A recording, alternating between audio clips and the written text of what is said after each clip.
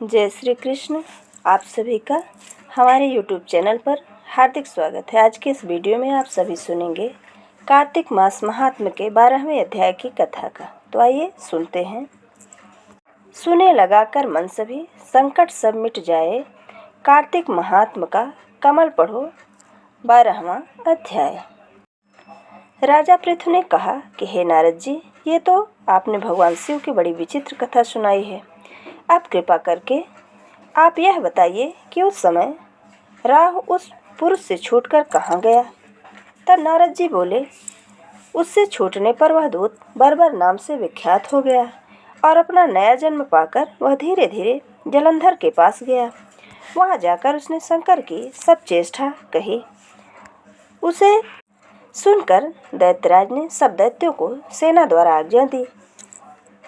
लनेम और शुंभ आदि सभी महाबली दैत्य तैयार होने लगे। एक से एक महाबली दैत्य करोड़ों की संख्या में निकलकर युद्ध के लिए जुट पड़े।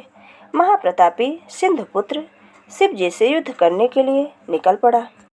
आकाश में मेघ छा गए और बहुत अपशकुन होने लगे। शुक्राचार्य और कटे सिर वाला राहु सामने आ गए।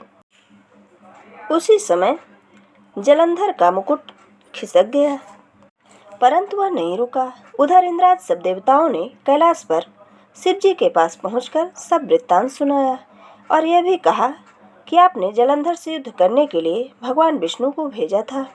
वह उसके वशवर्ती हो गए हैं और विष्णु जी लक्ष्मी सहित जलंधर के अधीन हो गए, उसके घर में निवास करते हैं। अब देवताओं को भी वहीं रहना पड़ता है। अब वह बलि सागर पुत्र आपसे युद्ध करने आ रहा है, अतएव आप उसे मारकर हम सब की रक्षा कीजिए। यह सुनकर विष्णु जी ने हाथ जोड़कर नम्रता पूर्वक भगवान शंकर से कहा, उसे आपका अंशी और लक्ष्मी का भ्राता होने के कारण ही मैंने नहीं मारा है। अब यह बड़ा वीर और योद्धाओं से अजय है। इस पर मुग्ध होकर मैं इसके घर में निवास करने लगा हूँ। विष्णु जी के इन वचनों को सुनकर शंकर जी हंस पड़े। उन्होंने कहा कि हे विष्णु, आप यह क्या कहते हैं? मैं उस दैत्य जलंधर को अवश्य मारूंगा। अब आप सभी देवता जलंधर को मेरे द्वारा ही मारा गया जान अपने स्थान को जाइए। जब शंकर जी ने ऐसा कहा तो सब देवता स्नेह सहित होकर अपने स्थान को चले गए। इसी समय पराक्रमी जलंधर अपनी विशाल सेना के साथ पर्वत के समीप आ कैलाश को घेर कर सिंहनाद करने लगा।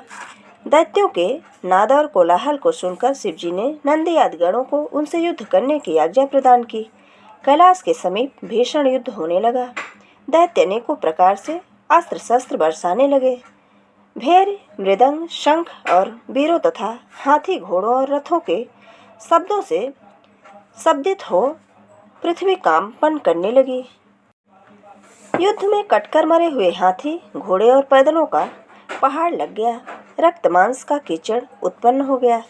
दैत्यों के आचार्य शुक्र जी अपने मृत संजीवनी विद्या से सब दैत्यों को जिलाने लगे। यह देखकर शिव जी के गण व्याकुल हो गए और उनके पास जाकर सारा वृत्तांत सुनाया। उसे सुनकर भगवान रुद्र ने क्रोध की सीमा न रही। फिर तो उस समय उनके मुख से एक बड़ी भयंकर कृत्या उत्पन्न हुई, जिसकी दोनों जंघाएं ताल वृक्ष के समान थीं।